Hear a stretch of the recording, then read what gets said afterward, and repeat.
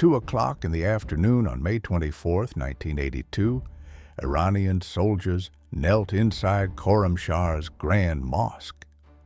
Their boots tracked mud across tile floors that had been cratered by mortar fire. Above the shattered minarets, Revolutionary Guard flags snapped in a wind that carried the smell of gunpowder and sun-baked rubble. Operation Beit ol-Muqaddas had accomplished what military planners in Tehran had deemed improbable just 6 weeks earlier. 70,000 Iranian troops had collapsed Iraqi defensive positions along 3 converging axes. When silence finally settled over Khorramshahr, 22,000 Iraqi soldiers had surrendered inside the city limits alone. By the time the operation ended, Iran held 33,000 prisoners. The triumph seemed to validate every promise the Islamic Republic had made since the revolution. After 20 months of desperate defensive warfare, after watching Iraqi armored columns occupy Iranian soil, the momentum had finally reversed. Ayatollah Khomeini perceived something beyond mere liberation. Ceasefire proposals arrived from international mediators throughout the summer. He dismissed each one. The war would continue until Saddam Hussein's government disintegrated. Iran would carry its revolution westward, and the corridor led through Basra. But what those spring successes concealed was the cost of how they'd prevailed. Post-revolution purges had hollowed out the officer corps. Trained pilots and tank crews had been executed, imprisoned, or forced into exile. The tactics that would carry Iran into Iraq were already taking shape. Tactics born from desperation and dressed in the vocabulary of martyrdom. While Iranian commanders drafted their offensive plans, Iraqi military engineers were reshaping the earth itself.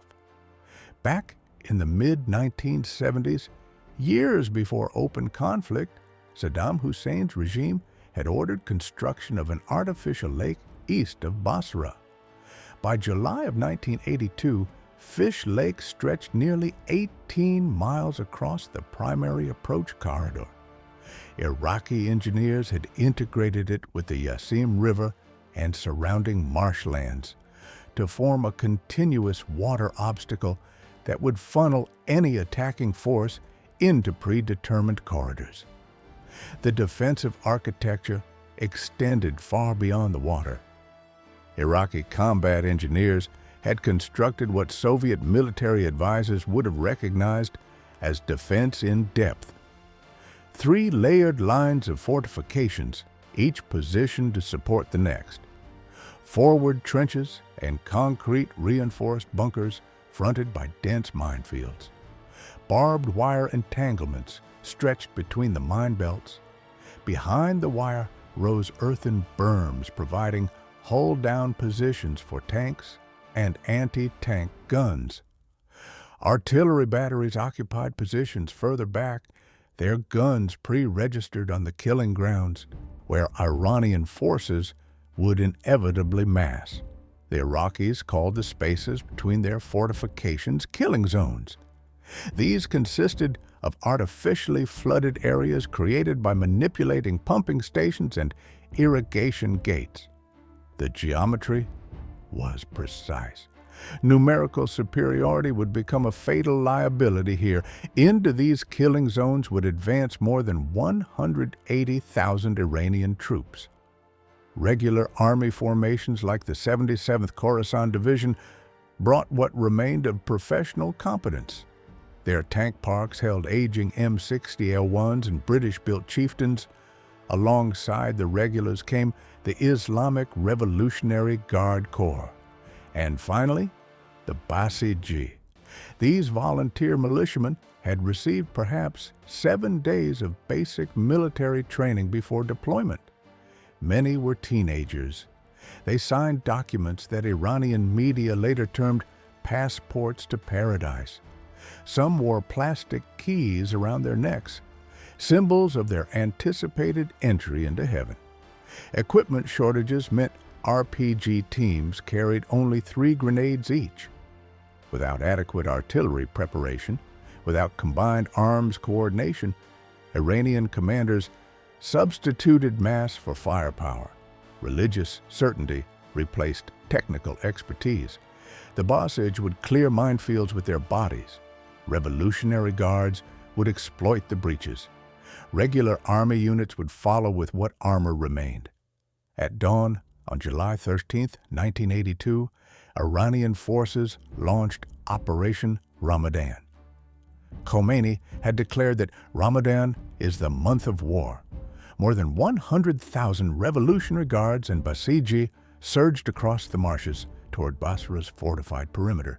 Within 72 hours, lead elements had penetrated 16 kilometers into Iraqi territory. The advance was paid for in bodies stacked in the killing zones.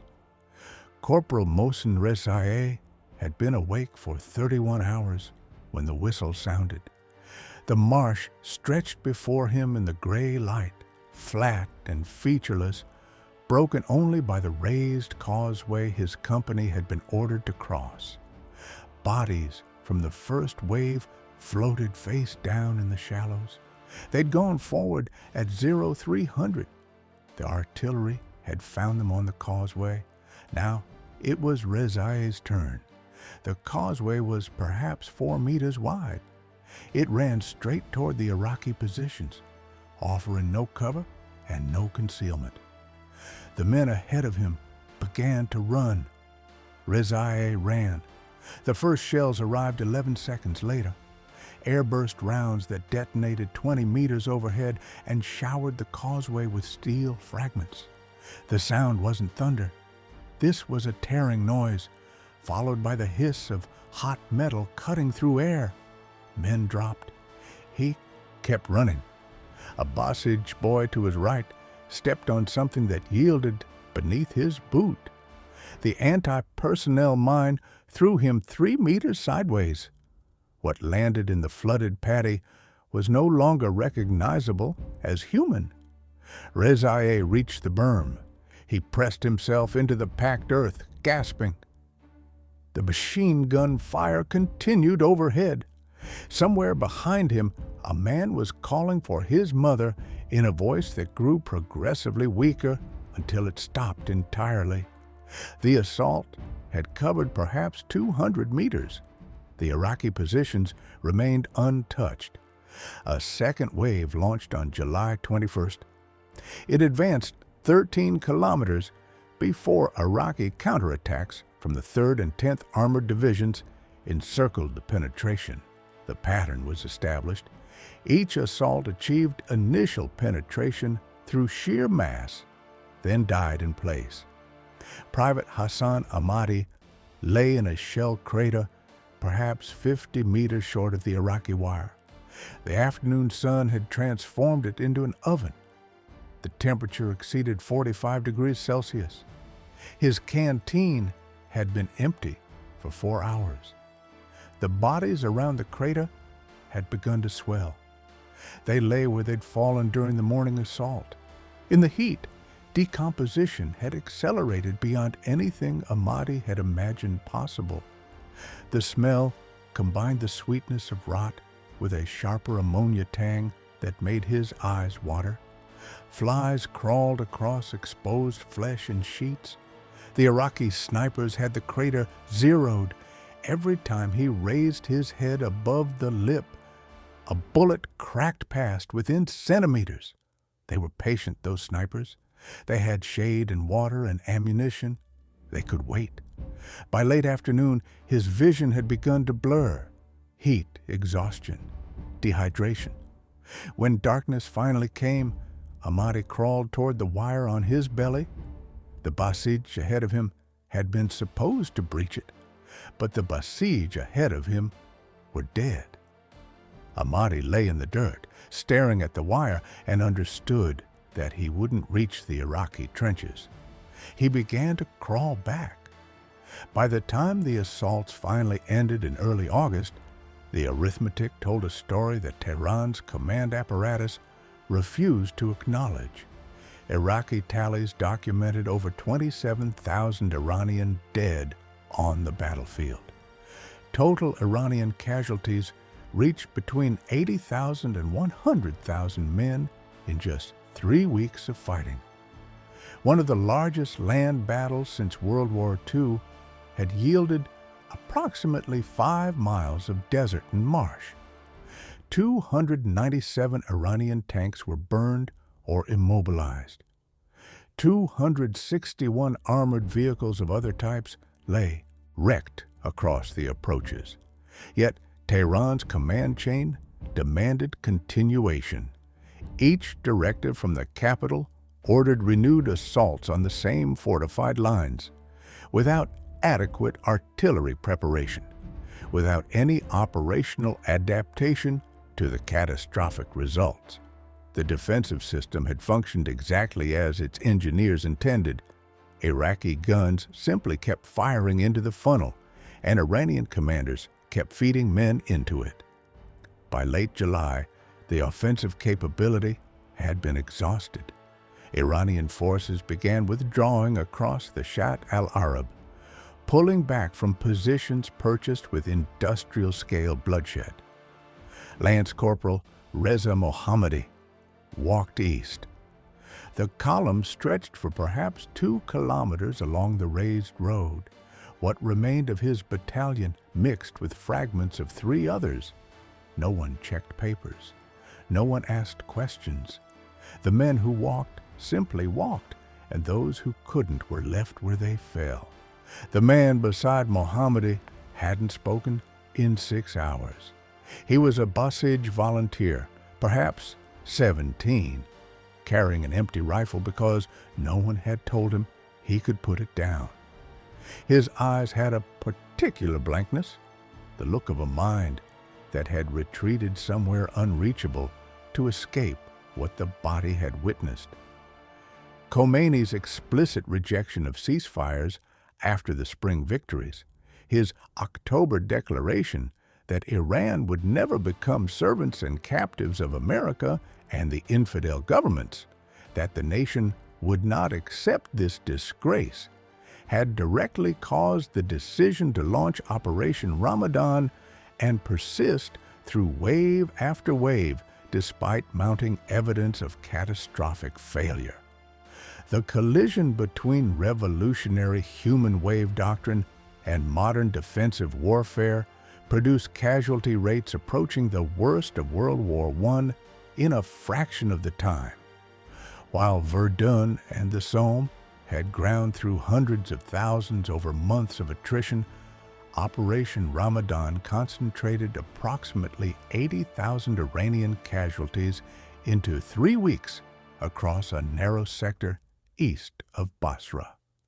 The battle demonstrated with brutal clarity that numerical superiority and ideological conviction cannot overcome systematic defensive preparation and firepower advantage. Revolutionary fervor had collided with fortified reality. Private First Class Davood Karimi died on August 2, 1982, at approximately 0430 hours. He was 19 years old. He'd been a Basiji volunteer for 11 weeks. He'd received 8 days of training before deployment to the front. The shell that killed him was a 122-millimeter high-explosive round, fired from an Iraqi howitzer positioned 7 kilometers behind the front line. The gun crew that fired it never saw him.